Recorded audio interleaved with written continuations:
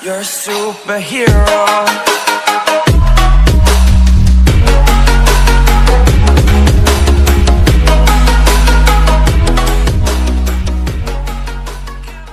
Once again, welcome back to my class. અને આપણે ranker શાળામાં બાયોલોજીના 9મા ધોરણમાં કયો ચેપ્ટર ભણતા હતા? 5મું ચેપ્ટર સજીવોના પાયાનો એકમ. અને યાદ કરો બેટા, આપણે સજીવોના પાયાના એકમમાં કઈ કઈ વસ્તુ સમજતા હતા? તો સજીવોના પાયાના એકમમાં કોષ વિશે સમજણ મેળવી હતી. બસ ચાલો તમને પહેલા જૂનું રિવિઝન કરેલું ને, તો આપણે એટલું સમજીલા કે ભાઈ દરેકે દરેક સજીવ એક પ્રકારના કોષનો બનેલો છે. અને કોષ એટલે આ પ્રમાણનું એક બંધારણ, બરાબર છે? હવે એની અંદર સમજી લો બેટા, આ રીતે કોષરસ પટલ છે, કોષ દિવાલ છે, કોષ કેન્દ્ર છે, કોષરસ છે. પહેલા સમજો કે આટલા બેઝિક સ્ટ્રક્ચર છે જે આપણે સમજેલા છે. હા, કોષ કેન્દ્ર આપણે ભણવાનું બાકી છે, કારણ કે એમાં થોડી લાંબી અને બહુ જ કામની છે, તો છેલ્લે સમજી લો. પહેલું શું છે? કોષ દિવાલ. સમજી લે, સેલ્યુલોઝની બનેલી છે, વનસ્પતિના બંધારણને મજબૂતી આપે છે. યાદ કરો, જ્યારે કોષ આશ્રિત દ્વારા પાણી ગુમાવે તો કોષરસનું સંકોચન થાય, ત્યારે કોષરસ સંકોચન પામીને કોષ દિવાલથી દૂર જાય છે અને કોઈ એક છેડે ભેગી થઈ જાય છે. જ્યારે કોષ આશ્રિત દ્વારા પાણી મેળવે છે ત્યારે કોષ ફૂલે છે, પણ ફાટતો નથી, ફૂટતો નથી. તો એનું કારણ છે કે કોષ દિવાલ બંધારણને મજબૂતી આપે છે, જે આપણે આખું કાગળમાં સમજ્યા હતા. બીજું છે આપણું કોષરસ પટલ, જેને આપણે કીધું પસંદગીમાન પ્રવેશશીલ પટલ, બરાબર છે? અને એ પસંદગીમાન પ્રવેશશીલ પટલ શું કરતું હતું? ક્યાં તો પ્રસરણ દ્વારા, ક્યાં તો આસુતિ દ્વારા વાયુઓની આપલે, ક્યાં તો પાણીની આપલે કરતું હતું. હા કે ના? યાદ આવી ગયું? હા, આપણે આવું કંઈક ભણ્યા હતા. ડન છે? સમજો. ત્રીજું હતું કોષરસ, જે ગયા લેક્ચરમાં મેં તમને મોકલ્યું હતું કે આછો અભિરંજન ધરાવતું પ્રવાહી જે કોષરસ હતું. ચોથું હતું કોષ કેન્દ્ર, જે હજી સમજવાનું બાકી છે. પણ સાથે સાથે આપણે એવું પણ સમજીલા કે કોષની સંખ્યાના આધારે બે પ્રકારે સજીવ હોય છે. કયા કયા? એક કોષી સજીવ અને બહુકોષી સજીવ. એક કોષી સજીવ જે ફક્ત એક જ કોષનો બનેલો છે, એને આપણે નામ આપેલું એક કોષી સજીવ. જે ફક્ત એક જ કોષનો બનેલો છે એ બની ગયો એક કોષી સજીવ. અને બહુ જ બધા કોષોનો બનેલો છે, જેમ કે આપણે પોતે, તો આપણે કેવા કહેવાય? બહુકોષી સજીવ. હા કે ના? આવું કઈ યાદ આવી ગયું? અને આજે એક કોષી સજીવ કહો કે બહુકોષી સજીવ કહો, તો એમાં શ્રમ વિભાજન જોવા મળતું હતું. બહુકોષી સજીવ શું કરતો હતો? દરેક શ્રમ માટે પોતાના પ્રમાણે અલગ અલગ પ્રકારના કોષ ધરાવતો હતો. હા કે ના? જેમ કે આપણે આજુબાજુને સેન્સીસ કલેક્ટ કરવી છે, તો આપણી પાસે હતો ન્યુરોન, એટલે મગજમાં આવતો ચેતાકોષ. એક્ચ્યુઅલી ચેતાકોષ આપણા શરીરમાં છે. તમે આમ કરીને મારો એટલે એક સિગ્નલ તમારા મગજ સુધી પહોંચે છે, તો એ ચેતાકોષ છે. હા કે ના? યાદ આવી ગયું? તો શ્રમ વિભાજન એક કોષમાં કેવી રીતે થાય? કારણ કે સમજો, બહુકોષી સજીવ બહુ જ બધા પ્રકારના કોષોનો બનેલો છે. હવે જ્યારે આટલા બધા પ્રકારના કોષોનો બનેલો છે, તો દરેક કોષ અલગ અલગ કામ કરશે, પણ જે એક જ કોષનો બનેલો છે એ શ્રમ વિભાજન કેવી રીતે કરશે? સમજો છો? મારો સવાલ એવો છે કે જેની પાસે બહુ બધા કોષ છે, જેની પાસે બહુ બધા માણસ છે, એ શ્રમ વિભાજન કરશે. પણ જે એક જ કોષનો બનેલો છે, એક કોષીય સજીવ છે, તો એ કેવી રીતે કરશે? તો એના માટે એની પાસે હોય છે કોષીય અંગિકાઓ. સમજો, એની પાસે શું હોય છે બેટા? કોષીય અંગિકાઓ. જે કોષ કેન્દ્ર છે એ પણ એક પ્રકારની કોષીય અંગિકા છે, બરાબર છે? કોષીય અંગિકા અલગ અલગ પ્રકારની છે. તો આજે આપણે આ લેક્ચરમાં કોષીય અંગિકાઓ કઈ કઈ છે એ વિશે સમજણ મેળવી અને એક કોષ અંગિકા સમજીશું. અને એના પછીના દરેક લેક્ચરમાં હું એક અંગિકા મૂકીશ. તમે સમજી લો કે આ ચેપ્ટરમાંથી પૂછાતા સવાલો તમારે 29 તારીખે સ્કૂલના એક્ઝામ છે, ચેપ્ટર નંબર 1 અને 5 ની. હા કે ના? તો આમાં પૂછાતા સવાલો તો અલગ અલગ અંગિકા પૂછાય, જેમ કે લાઇસોસોમ, જેમ કે ગોલ્ગી કાય, જેમ કે અંતઃકોષરસજા વિશે ટૂંકનો અલગ અલગ જે ટૂંકનો 2 માર્કમાં કે 3 માર્કમાં પૂછાય છે, એ આપણે તૈયાર કરવાના છે. આટલું ક્લિયર થઈ ગયું છે બેટા? હા કે ના? તો સમજી લો, આપણે અલગ અલગ કોષીય અંગિકા આ વિડિયોમાં સમજવાની છે. ઓકે, ચલો ડોક્ટરની જેમ તમે પણ શોક ના થઈ જતા, સમજી લો. આ તો ખાલી મજાક માટે કરીએ, અહીં આખું જો. પણ હવે મેઈન વસ્તુ સમજો કે કોષીય અંગિકાઓ વિશે મેં તમને કીધું, તો કોષીય અંગિકા વિશે સમજવું તો પડશે ને. એક્ચ્યુઅલી આ તમને એનિમેશન જે દેખાય છે એ એક્ચ્યુઅલી તમને એવું લાગશે કે આ જીવડા છે. ના, એક્ચ્યુઅલી આ આખું જે સ્ટ્રક્ચર છે ને બેટા મોટું, એ કોષ છે. કોષ, જેમાં આ છે કોષ કેન્દ્ર. તમે જુઓ આખો કોષ છે, ગોળો જે આવે છે કોષ છે, એની વચ્ચે કોષ કેન્દ્ર છે, અંતઃકોષ રસધાર છે. આ અલગ અલગ પ્રકારની અંગિકાઓ છે જે અહીંયા ડિટેલમાં બતાવી છે. બધી જ અંગિકા આપણે ડિટેલમાં 1 by 1 અહીંયા બતાવી છે, જે આપણે 1 by 1 સમજવાની છે. સમજો, સૌથી પહેલી કોષીય અંગિકા કે જેનું નામ છે અંતઃકોષ રસધાર. આ બધી નાની નાની અંગિકાઓ છે અંતઃકોષ રસધાર જે અહીંયા આવેલી છે. આ ગોળો છે, ગોળો નહીં, આ ગોળો તો બેટા કોષ કેન્દ્ર છે. આ ગોળો શું છે? કોષ કેન્દ્ર છે, કોષનું કેન્દ્ર છે જે કોષને મેનેજ કરે છે. આ પછી સમજાય ત્યારે આખું સમજાય. પણ એવું સમજી લો, કોષ કેન્દ્રને અડેલી આ જે પટ્ટીઓ દેખાય છે તમને, બ્લુ કલરની પટ્ટીઓ, તો આ જે પટ્ટીઓ છે એ પટ્ટીઓ અંતઃકોષ રસધાર છે. તમે અહીંયા પણ જુઓ, આ દેખાય છે, આ બધી જોડાયેલી છે. વચ્ચે આટલો જ ભાગ જે પર્પલ કલર છે એ કોષ કેન્દ્ર છે, પણ આ જે આજુબાજુ જોડાયેલી પટ્ટીઓ છે ને એ અંતઃકોષ રસધાર છે. ચલો ડન. ઓકે, સમજાઈ? આ તો ઇન્ટ્રો છે. ગોલ્ગી પ્રસાધન આ દેખાય છે આપણને, થોડો વિચિત્ર આકાર લાગે છે. એ ગોલ્ગી પ્રસાધન છે. શું કરશે સમજાય? સ્ટે ટ્યુન, જોતે રહો, દેખતે રહો. લાઇસોસોમ. લાઇસોસોમ એક્ચ્યુઅલી એની આકૃતિ ના હોય, પણ આ જે નાની નાની પુટિકા હોય ને એની અંદર જે દ્રવ્ય હોય ને એ દ્રવ્યને લાઇસોસોમ કહેવાય છે. એ પણ સમજાઈશું. કણાભસૂત્ર, આ બે દેખાય છે કણાભસૂત્ર છે. એક્ચ્યુઅલી તમે સમજો, વિજ્ઞાન ભણવાનો ફાયદો એટલો જ છે કે તમે વિજ્ઞાનને સમજો છો ને તો તમને આ વસ્તુ કણાભસૂત્ર લાગે છે, અને જો તમે વિજ્ઞાનને નથી સમજતા તો તમને ફાટેલું જૂતું લાગશે. બરાબર છે? પણ ના, તમે હોશિયાર છો, તમે સમજદાર છો અને વિજ્ઞાનને સારી રીતે સમજો છો તો આપણે કેવું છે સમજો કે આને કણાભસૂત્ર કહે તો we will look smart. તો આ શું છે? કણાભસૂત્ર. આ બંને કણાભસૂત્ર છે. બરાબર છે? કણાભસૂત્ર શું છે એ પણ આપણે સમજવાનું તો છે. તો આ છે આપણા કણાભસૂત્ર. આ છે કણાભસૂત્ર. રંજક કણો, રંજક કણોને રંગ આપતા કણો આ છે. હરિત કણ કહેવાય, જે નામ તમે સાંભળ્યું છે 8મા ધોરણમાં, હરિત કણ. બરાબર છે? અને રસધાનીઓ, રસધાનીઓ જેમ આગળ આવશે સમજાઈશ. તો સમજી લો, આપણે કશું નથી કરવાનું હવેના વિડિયોમાં. કોષ કેન્દ્ર, અંતઃકોષ રસધાર, કણાભસૂત્ર, ગોલ્ગી પ્રસાધન, લાઇસોસોમ, રંજક કણો, રસધાનીઓ, આ બધા વિશે એક સમજવાનું છે. સમજો, દરેક 2 mark 3 mark 2 mark 3 mark 2 mark 3 mark ટૂંકમાં આવે કે રચના શું છે, કાર્ય શું છે, રચના શું છે, કાર્ય શું છે. એટલે દરેકનું કામ શું છે, રચના શું છે, આપણે આ બધી વસ્તુ સમજવાની છે. ઓકે, રેડી ને? ચાલુ કરી દઈએ. ઓકે, કોષીય અંગિકાઓ સમજવાની છે. કોષીય અંગિકાઓ જે મેં તમને ટૂંકમાં સમજાઈ, એના ચોપડીમાં આ રીતે ડિસ્ક્રિપ્શન આપેલું છે. ટૂંકમાં લખો કોષીય અંગિકાઓ. તો સમજો, આટલા જ મુદ્દા પણ સાથે સમજવાના મુદ્દા છે. પહેલી વસ્તુ છે કે બહારના પર્યાવરણથી અલગ રહેવા માટે, પર્યાવરણ કહો કે પર્યાવરણ કહો, બંને વસ્તુ સરખું છે. પર્યાવરણ એટલે શું છે? આપણી આજુબાજુ જેટલું પણ આવરણ છે ને બધું પર્યાવરણ છે. આપણી આજુબાજુ હવા છે, વાતાવરણ, પાણી છે, જલાવરણ, જમીન છે, મૃદાવરણ. તો આ બધું શું થઈ ગયું? બધું ભેગું થઈને શું બનાવે છે? પર્યાવરણ. તો આપણી આજુબાજુ જે પણ પર્યાવરણ છે એનાથી અલગ રહેવું છે. એનાથી અલગ રહેવું છે. અલગ રહેવું છે એટલે શું કરવું છે આપણે? તો બહારનું પર્યાવરણ, બહાર પર્યાવરણ, બાહ્ય પર્યાવરણ એનાથી અલગ રહેવું છે. એટલે કે બહારના કોઈ પણ ઘટકોની અસર એના પર થવા દેવી નથી. તો બહારના પર્યાવરણથી અલગ રહેવા માટે પ્રત્યેક કોષ તેમની આસપાસ, તેમની ફરતે પટલ ધરાવે છે, જે મેં તમને આવરણ સમજાવ્યું હતું. બધા વિડિયો ધ્યાનથી જોતા રહેજો બેટા. સમજો, બધા વિડિયો ધ્યાનથી જોતા રહેજો, નવા નવા શબ્દો આવતા રહેશે. પટલ, આવરણ મેં તમને ઉદાહરણ આપેલું કે પનીર ચીલી ડ્રાય છે તો પનીર ચીલીમાં પનીરની ઉપર જે કોટિંગ હોય છે ને, એવી રીતે બહારનું જે આજુબાજુનું આવરણ પટલ, એને આપણે કહીશું કોષીય અંગિકા માટેની પટલ. એ શેના માટે હોય? તો પટલનું કામ એક જ કે બહારના આવરણથી અલગ રહેવા માટે. શું? બહારના આવરણથી અલગ રહેવા માટે. બહુકોષીય સજીવો તેમની રચના અને કાર્યની જરૂરિયાતને પહોંચી વળવા મોટા અને જટિલ કોષો ધરાવે છે. એટલે કે આ કાર્યને પહોંચી વળવા માટે એ શ્રમ વિભાજન દર્શાવે છે. શું દર્શાવે છે? શ્રમ વિભાજન. અને શ્રમ વિભાજન દર્શાવવા માટે એ શું કરે છે? અલગ અલગ પ્રકારના કોષો ધરાવે છે. આ એક લાક્ષણિકતા સુકોષ કેન્દ્રીય કોષની એવી છે કે જે આદિકોષ કેન્દ્રીય કોષોથી અલગ કરે છે. તો યાદ કરો, મેં તમને સમજાવ્યું સુકોષ કેન્દ્રીય અને આદિકોષ કેન્દ્રીય.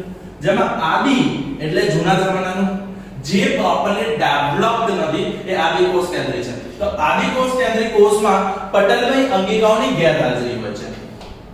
આદિકોષ કેન્દ્રી કોષમાં શું હોય છે? પટલમય અંગિકાઓની ગેરહાજરી હોય છે.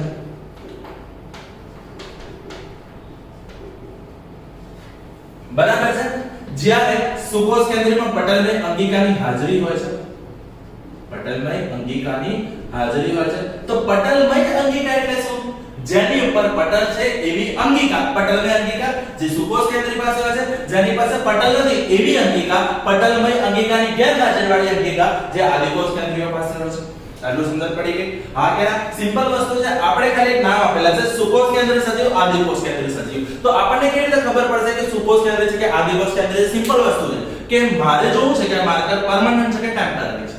તો મેં આ માર્કર થી લખ્યું ભૂસ્યું. જો ભૂસાયું તો ટેમ્પરરી, ના ભૂસાયું તો પરમેનન્ટ. સેમ સિચ્યુએશન કે આપણે કોઈ પણ બે પ્રકારના સજીવને અલગ કરવા છે તો જેમાં પટલમય અંગિકાની હાજરી હોય તેને નામ આપી દો સુકોષ કેન્દ્રી, જેમાં પટલમય અંગિકાની ગેરહાજરી હોય તેને નામ આપી દો આદિકોષ કેન્દ્રી. બરાબર છે. આમાંની કેટલીક અંગિકાઓ માત્ર ઇલેક્ટ્રોન માઇક્રોસ્કોપ દ્વારા જોઈ શકાય છે. આ વસ્તુ મેં તમને સમજાવી હતી. હા કે ના? કેટલીક વસ્તુ શેનાથી જોવાશે? ખાલી ઇલેક્ટ્રોન માઇક્રોસ્કોપ. સિમ્પલ વસ્તુ છે કે તમારે જોવા માટે કોષની જરૂર પડે. શેની જરૂર પડે છે? કોષ. હા કે ના? હવે એ કોષને જોવા માટે પણ તમારે સૂક્ષ્મદર્શક યંત્ર જોઈએ. તો તમે હવે કોષ નથી જોઈ રહ્યા, કોષની અંદરની અંગિકાઓને જોઈ રહ્યા છો. કોષ આટલો હતો તો એને જોવા માટે તમે માઇક્રોસ્કોપ લીધો, એની અંદરની અંગિકાને જોવા માટે તમારે વધારે પાવરફુલ માઇક્રોસ્કોપ જોઈશે. તો એ વધારે પાવરફુલ માઇક્રોસ્કોપ એટલે કોણ? Electron microscope. એ વધારે પાવરફુલ માઇક્રોસ્કોપ એટલે કોણ? Electron microscope. ઉદાહરણ તરીકે અંતઃકોષ દ્રષ્ટા, જે મેં આગળ બધા ફોટા મૂક્યા હતા, ગોલ્ગી પ્રસારણ, લાઇસોસોમ, કણાભસૂત્ર, રંજકકણ અને રસધાનીઓ. બરાબર? તો આ શું છે? દરેકનું પોતાનું અલગ કાર્ય છે. એટલે આ દરેકે દરેક અંગિકા વિશિષ્ટ કાર્ય ધરાવે છે. આ દરેકે દરેક અંગિકાઓ કામની છે કારણ કે એમના બધા અલગ અલગ કાર્યો હોય છે. તો હવે આપણે આ વિડિયોમાં અંતઃકોષ રસજાળ વિશે સમજીશું. ઓકે, અંતઃકોષ રસજાળ શું છે સમજો.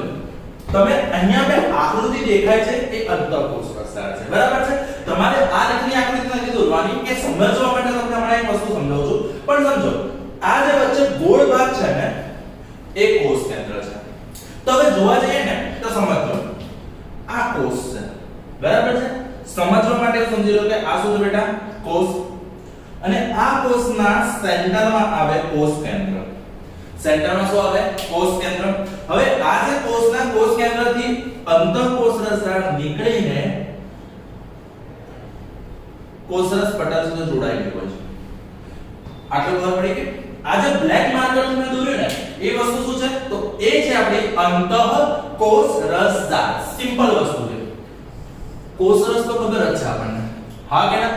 અંતર એટલે અંદર. કોષરસની અંદર જે જાળી જેવી રચના છે ને એને આપણે નામ આપ્યું છે બેટા અંતઃકોષ રસજાળ. શું? કોષરસની અંદર જે જાળી જેવી રચના છે એને નામ આપ્યું છે આપણે શું? અંતઃકોષ રસજાળ. જ્યારે એક્ચ્યુઅલી ઇંગ્લિશમાં કહેવાય છે એન્ડોપ્લાઝમિક રેટિક્યુલમ. શું કહેવાય છે? એન્ડોપ્લાઝમિક રેટિક્યુલમ, જે તમારી ચોપડીમાં ક્યાંક ક્યાંક ER તરીકે લખ્યું છે. તો એક્ચ્યુઅલી તમે જોવા જાવ ને તો આ ER it's endoplasmic reticulum. Okay, જેને આપણે ગુજરાતીમાં કહીશું શું? અંતઃકોષ રસજાળ. ડન છે? સમજો, આપણને એમ કીધું છે કે અંતઃકોષ રસજાળ પુટિકાઓ અને નલિકાઓ ની મોટી જાળી જેવી રચના ધરાવે છે. સમજો, પુટિકાઓ શું છે? નાની નાની પોટલીઓ, નાની નાની મમરીઓ, જેને કહેવાય પુટિકા. થેલી. શું કહેવાય? થેલી. તો નાની નાની ગોળ ગોળ થેલીઓ છે જે પુટિકા કહેવાય. શું કહેવાય? નાની નાની ગોળ ગોળ થેલીઓ જેને નામ આપ્યું છે પુટિકા. હા કે ના? આવી રચના હોય. જસ્ટ એ સમજી લો ગોળ ગોળ પુટિકાઓ હોય. ઓકે, આને શું કહીશું આપણે? પુટિકા. અને એક વસ્તુ સમજી લો, આ પુટિકાઓ તમે યાદ કરો, ભજીયા ખાઓ છો ભજીયા, તો ભજીયાની જોડે નાની નાની મમરીઓ હોય છે. હા કે ના? બસ એ નાની નાની જે મમરીઓ છે ને એ બધી પુટિકાઓ છે. આટલું ક્લિયર થઈ ગયું? અને નલિકા જેવી, નલિકા એટલે નળીઓ. સમજો, આવી. બરાબર છે? તો આપણે ટોટી, જેને ટ્યુબ કહેતા હોઈએ છે, પાઇપ કહેતા હોઈએ છે, એ કેવી નલિકા રચના હોય છે? બસ આવી નલિકા જેવી રચના ધરાવે છે. તો સૌથી પહેલો મુદ્દો કે અંતઃકોષ રસજાળની રચના સમજાવો. કે અંતઃકોષ રસજાળ વિશે ટૂંકમાં લખો. IMP થિયરી છે બેટા. IMP થિયરી છે. સમજી લો, અંતઃકોષ રસજાળ નાની નાની પુટિકાઓ કે નલિકા જેવી રચના જાળી સ્વરૂપે ધરાવે છે. એટલે આખી જાળી કેવી ગોઠવાઈ ગઈ હોય, જાળી નહીં ને, જાળી.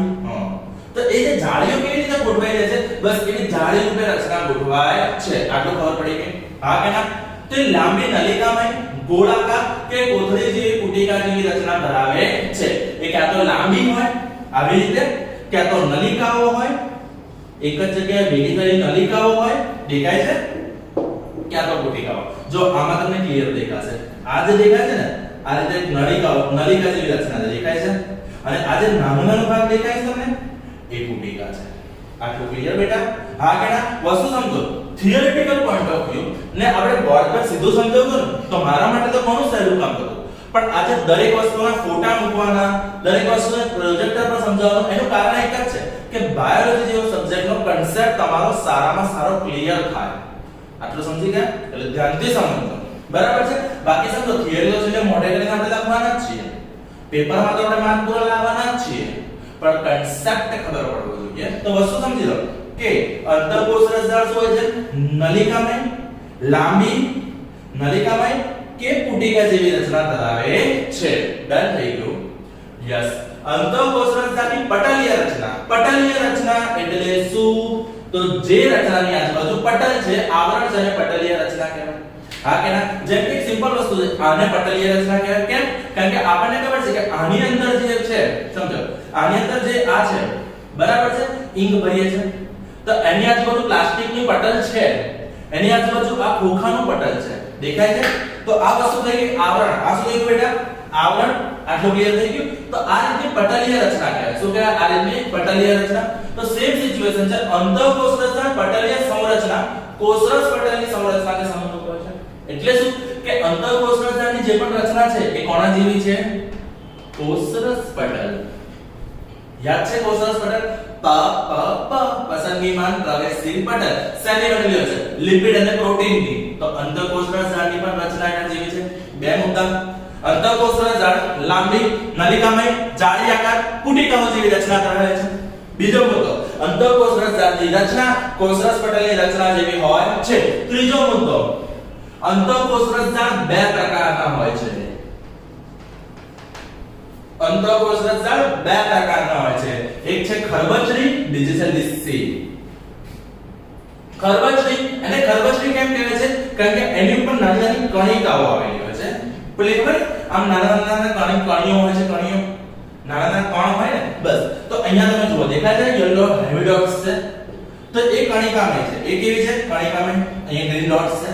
હા કે ના? તો આમાં કેવું હોય કે જે અંતઃકોષ રચનાની ઉપર નાની નાની કણિકાઓ હોય. ધારો કે આ એક અંતઃકોષ રચનાની રચના છે, એની પર નાની નાની કણિકાઓ ગોઠવી દો.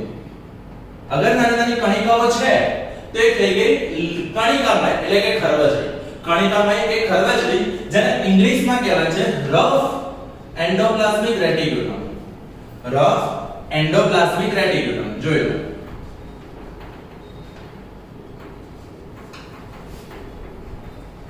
જેને તમારી ચોપડીમાં શોર્ટમાં લખ્યું છે RER. શું લખ્યું છે? RER. રફ એટલે ખરબચડી. તો લીસી માટે છે સ્મૂધ એન્ડોપ્લાઝમિક રેટિક્યુલમ, જેને કહેવાય SER, સ્મૂધ. બરાબર છે? તો સ્મૂધ કેમ સ્મૂધ છે? કારણ કે એની પર કણિકા નથી. રફ કેમ રફ છે? કારણ કે એની પર કણિકા છે. આટલું ક્લિયર થઈ ગયું? હા કે ના?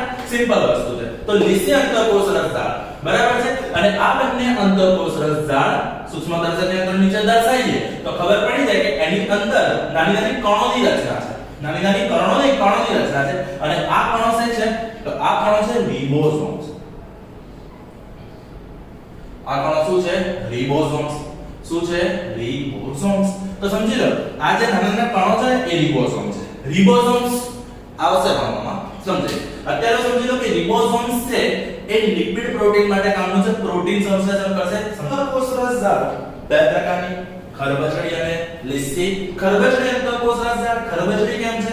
કારણ કે તેની પર આવેલી છે કણિકામય રિબોસોમ્સ. કણિકામય રિબોસોમ્સ. તો સમજો આ અંતઃકોષ રસજાળ તે એટલે ખરબચડી અંતઃકોષ રસજાળ સપાટીથી ઉપર જોવા મળે છે. કોણ? રિબોસોમ. કોણ? રિબોસોમ. રિબોસોમ છે ઇંગ્લિશમાં રિબોસોમ કે રાઇબોસોમ્સ બંને કહેતા હોઈએ છે. તો રિબોસોમ્સ એ કણ સ્વરૂપે ખરબચડી અંતઃકોષરસ ઝાડ પર દેખાય છે. આટલું ક્લિયર થઈ ગયું? સોજીના દાણા કેવી રીતે ચોંટી જાય સમજો. આપણે કોઈ વસ્તુ લો, એની પર પાણી ભરી દો, પછી સોજી આમ થોડું છાંટો, તો સોજીના દાણા કેમ ચોંટી જાય? નાના નાના નાના નાના. બસ એક્ઝેક્ટલી એવી રીતે રિબોસોમ્સ ચોંટી ગયેલા હોય. આટલું ખબર પડી કે રિબોસોમ જે બધા સક્રિય કોષમાં હાજર હોય એનું કામ પ્રોટીન સંશ્લેષણ કરવાનું છે. સંશ્લેષણ કરવું એટલે બનાવવું, પ્રોડ્યુસ કરવું, ફેક્ટરીમાં કેવી રીતે મેન્યુફેક્ચર થાય, બસ એવી રીતે. તો ખાસ યાદ રાખવાનું, ખરબચડી અંતઃકોષરસ ઝાડની અંદર હોય રિબોસોમ્સ. રિબોસોમ્સ શું બનાવે છે? પ્રોટીન. રિબોસોમ શું બનાવશે બેટા? પ્રોટીન. તો સમજી લો, ખરબચડી અંતઃકોષરસ ઝાડનું કામ શું? પ્રોટીન બનાવવાનું. ખરબચડી અંતઃકોષરસ ઝાડનું કામ શું? પ્રોટીન. અહીંયા લખી રાખું છું. ચલો દેખો, ખરબચડી શું બનાવશે? પ્રોટીન. અને એમાં પ્રોટીન કોણ બનાવે છે બાળકો? રિબોસોમ્સ. કોણ બનાવે છે?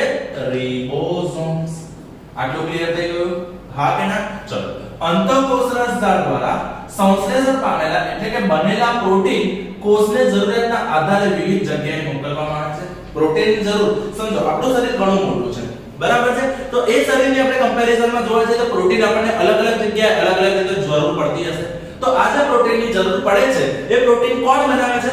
રિબોસોમ્સ. ક્યાંથી બનાવે છે? અંતઃકોષરસ ઝાડ. કઈ અંતઃકોષરસ ઝાડ? ખરબચડી અંતઃકોષરસ ઝાડ. અને ખરબચડી અંતઃકોષરસ ઝાડ દ્વારા બનેલું પ્રોટીન કોષમાં એટલે કે શરીરમાં અલગ અલગ જગ્યાએ પહોંચાડવામાં આવે છે, ટ્રાન્સપોર્ટ કરવામાં આવે છે. ફેક્ટરી કોણ છે? ફેક્ટરી. તો ફેક્ટરી બનશે ખરબચડી અંતઃકોષરસ ઝાડ. કોની ફેક્ટરી? પ્રોટીનની. અને એનું ટ્રાન્સફર કરવાનું કોષને જે પ્રમાણે જરૂરિયાત હોય. બોલો, ડન છે? આગળ બોલો. લીસી અંતઃકોષરસ ઝાડ ચરબીના અણુનું સંશ્લેષણ કરે છે. ચરબી જેને કહેવાય લિપિડ, જેને બીજી ભાષામાં શું કહેવાય? લિપિડ. તમે ઘણી બધી વાર લિપિડ પ્રોફાઇલ એટલે કે તમે ઘણી બધી વાર પેલું ચેક કરો છો, જ્યારે બ્લડ રિપોર્ટ કરો છો અંદર આ છે લિપિડમ પ્રોફાઇલ. એક્ચ્યુઅલી લિપિડ એટલે ચરબી, લિપિડ એટલે ચરબી. તો લીસી અંતઃકોષરસ ઝાડ શું કરે છે? લીસી અંતઃકોષરસ ઝાડ ચરબીની બનાવટ કરે છે, જેને આપણે બીજી ભાષામાં કહે છે લિપિડ. બરાબર? અત્યારે સાઈડમાં રાખો છો, પાછા કામ આવવાનું છે એટલે મેં લખી રાખ્યું છે. કોષના અગત્યના કાર્ય માટે લિપિડનું નિર્માણ કરે છે કોણ? લીસી અંતઃકોષરસ ઝાડ. આમાંના કેટલાક પ્રોટીન અને લિપિડ આવી ગયું કોષરસ પટલના બંધારણમાં મદદરૂપ થાય છે.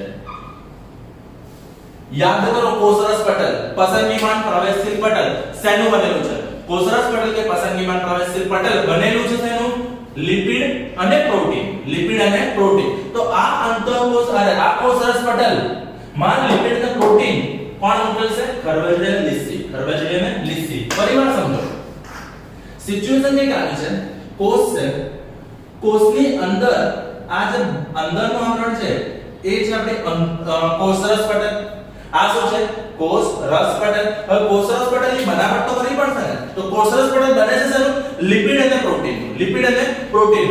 તો આ કોષરસ પટલ છે જેને આપણે કહીએ છીએ પસંદગીમાન પ્રવેશશીલ પટલ, જે બને છે લિપિડ અને પ્રોટીન. તો લિપિડ અને પ્રોટીન એને મળશે ક્યાંથી? એને મળશે કોષરસની અંદર રહેલી અંતઃકોષરસ ઝાડ નામની રચના વડે. શેના દ્વારા મળશે? અંતઃકોષરસ ઝાડ દ્વારા નામની રચના વડે. અંતઃકોષરસ ઝાડમાં ખરબચડી બનાવશે શું? પ્રોટીન. ખરબચડી શું બનાવશે? રિબોસોમની મદદથી બનાવશે ખરબચડી પ્રોટીન. અને લીસી બનાવશે લિપિડ. લીલી યાદ રહેશે? લીલી લીસીનું લિપિડ.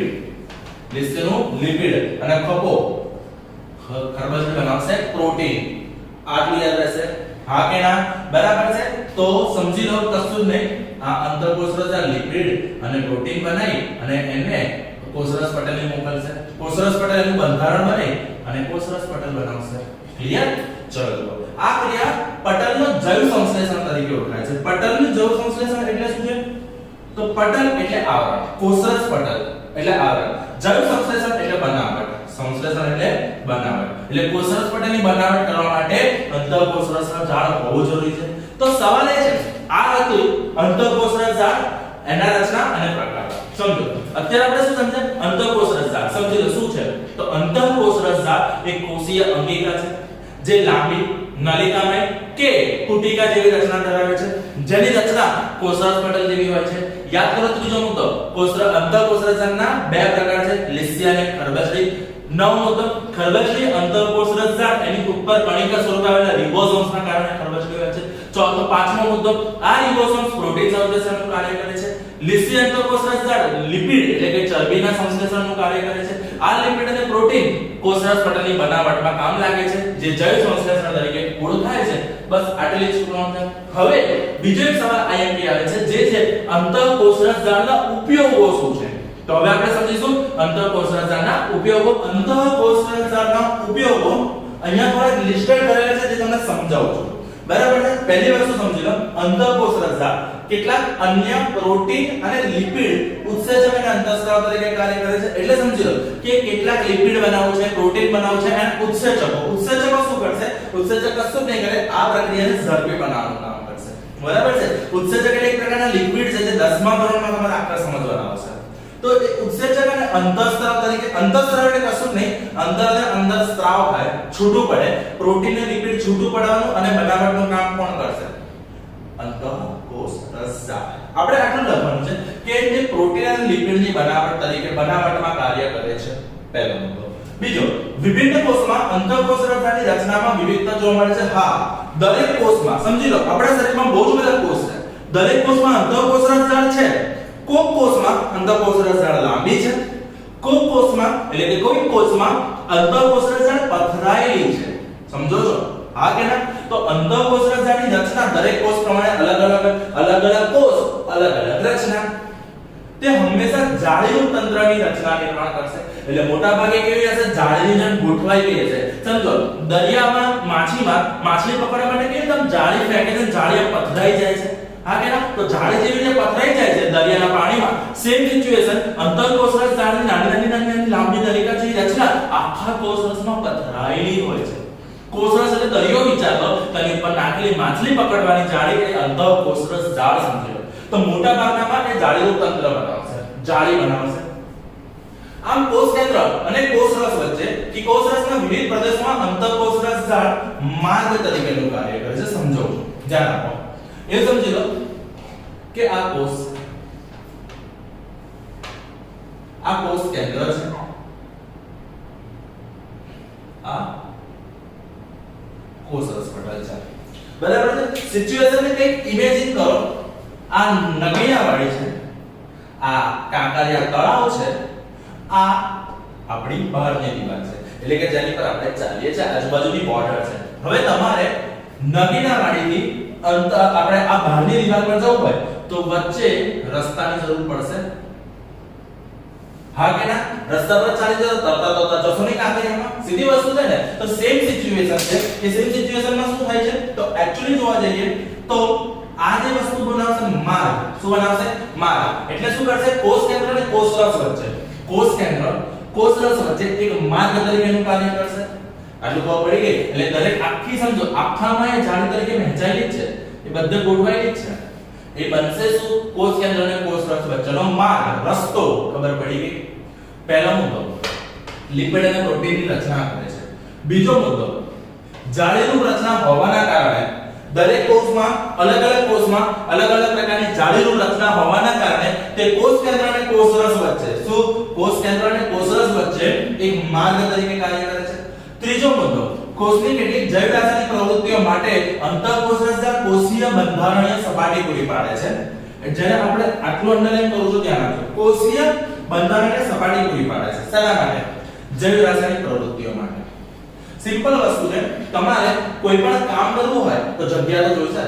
હા કે ના? સિમ્પલ વસ્તુ, તમારે રાંધવું છે, રસોડું જોઈશે. હા કે ના? તમારે કામ કરવું છે કોમ્પ્યુટર પર, તો કોમ્પ્યુટર જોઈશે. દરેક વસ્તુ માટે જગ્યા જોઈશે. એવી રીતે આ કોષરસની અંદર તો કોઈ પ્રક્રિયા થવાની નથી. તો એ શું કરશે કે જે પણ જૈવ રાસાયણિક પ્રવૃત્તિઓ કરવી છે, પ્રોટીન બનાવશે, લિપિડ બનાવશે, શ્વાસ લેવો છે, ઓક્સિજન લેવો છે, આપણે અંદરમાં ઓક્સિજન અને કાર્બન ડાયોક્સાઇડની આપણે કરવી છે, કોઈ પણ પ્રકારની પ્રક્રિયા કરવી છે, એ પ્રક્રિયા માટે સપાટી પૂરી પાડશે. શું કરશે? સપાટી પૂરી પાડશે. તો બીજો ઉપયોગ થઈ ગયો માર્ગ, તો ત્રીજો ઉપયોગ થઈ ગયો સપાટી પૂરી પાડવી. ત્રીજો ઉપયોગ શું થઈ ગયો? સપાટી પૂરી પાડવી. ઓકે. પૃષ્ઠવંશી પ્રાણીઓ એટલે શું હોય? તો એક્ચ્યુઅલી 9મા માં આપણે 7મા ચેપ્ટરમાં બધું જ સમજવાનું છે. પૃષ્ઠવંશી એટલે જેની પાસે પૃષ્ઠ બાજુ છે. તો આપણી પાસે કરોડરજ્જુ છે તો આપણે પૃષ્ઠવંશી કહેવાય એક પ્રકારના. તો જેની પાસે કડક બાજુ છે, એક પાછળની કડક પીઠ છે, એને પૃષ્ઠવંશી પ્રકારના પ્રાણી કહેવાય. યકૃત કોષોને, યકૃત લીવર સેલ્સ, લીવર યકૃત કોષોને લીસી અંતઃકોષ રચનાના સમૂહમાં ઘણા વિષારી દ્રવ્યોને દવાને બિનવિષકારક બનાવવા. આપણે આટલું બધું નહીં લખવાનું. કોષમાંથી આપણે શું લખવાનું? કોષમાંથી વિષારી દ્રવ્યો અને દવાઓને બિનવિષકારક બનાવવા માટેનો આ થઈ ગયો ચોથો. વિષારી દ્રવ્યો, ઝેરી દ્રવ્યો. યકૃત કોષો, લીવર, આપણને ખબર છે એ જે છે એ શું કરશે? કચરાનો નિકાલ કરશે, કચરાનું ગાળણ કરશે. તો એની અંદર જે વિષારી દ્રવ્યો, આપણે કોઈ વસ્તુ ખાધી છે, હવે એમાં કોઈ વસ્તુ એવી ઝેરી આવી ગઈ છે કે શરીરને નુકસાન કરવાનું છે. દવા, તમે દવા લીધી, હવે દવા આમ તો શું કરશે? રોગ મટાડશે, પણ દવાની કેટલીક સાઇડ ઇફેક્ટ્સ હોય છે. હા કે ના? દવાની કેટલીક વિષકારક અસર હોય છે, જેને આપણે વિષકારી અસર કહેતા હોઈએ છીએ, ઝેરી અસર કહેતા હોઈએ છીએ. તો એ ઝેરી અસર શું દવા લે છે દરેકને સાઇડ ઇફેક્ટ આવે છે? ના. કોકને જ આવે છે. તો કોકને સાઇડ ઇફેક્ટ કેમ નથી આવતી? કારણ કે એની અંદર રહેલી કોષની અંતઃકોષ રસધાર એ દવાની વિષકારક અસરને નાબૂદ કરી દે છે.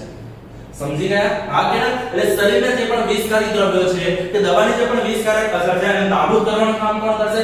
અંતઃકોષ રસધાર. કોણ કરશે? અંતઃકોષ રસધાર. બોલો, આટલું ખબર પડી? હા કે ના? અંતઃકોષ રસધારની રચના સમજો. યાદ કરો, આખી ડમનો રિવાઇઝ કરો છો. જો પહેલા અંતઃકોષ રચનાની રચના લાંબી, નલિકામય, ગોળાકાર કે પુટિકા જેવી રચના છે. પહેલો મુદ્દો ક્લિયર. બીજો મુદ્દો, અંતઃકોષ રચનાની રચના કોષરસ પટલ જેવી છે. ત્રીજો મુદ્દો, અંતઃકોષ રચનાના બે પ્રકાર છે, ખરબચડી અને લીસી. ચોથો મુદ્દો, લીસી અંતઃકોષ ખરબચડી અંતઃકોષ રચનાની ઉપર નાની કણિકા સ્વરૂપે રિબોસોમ્સ આવેલા છે.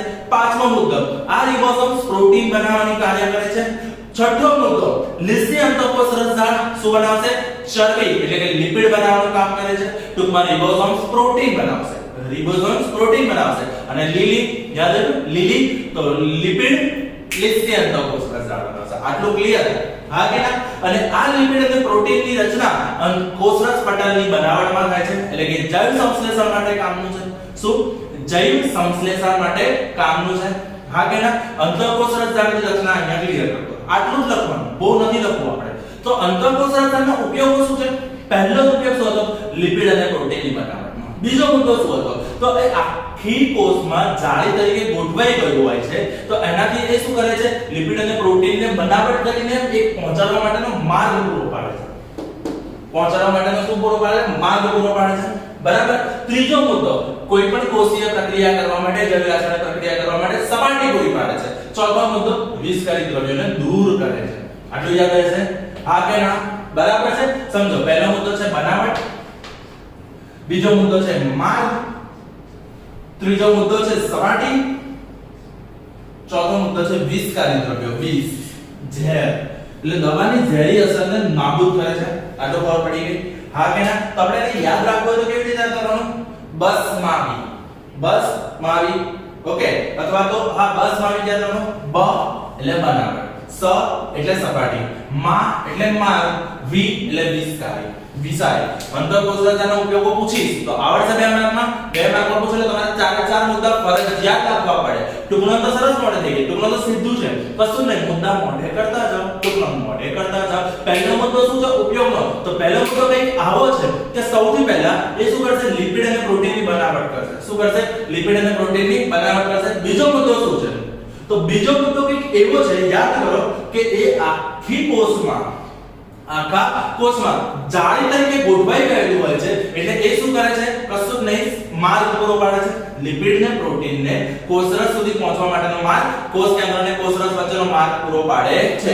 ત્રીજો મુદ્દો શું હતો? સપાટી. તો કોષીય પ્રક્રિયા કરવા માટેની સપાટી પૂરી પાડે છે. ચોથો મુદ્દો, દવાની અને શરીરમાંથી વિષારી દ્રવ્યોને ઓછા કરવાનું કામ કરે છે. આ થઈ ગયો અંતઃકોષ રચના. હવે આપણે સમજીશું નેક્સ્ટ ટોપિક એટલે કે નવી કોષીય અંગિકા. આજે આટલું ખબર પડી ગઈ? Okay, thank you. That's it from my side.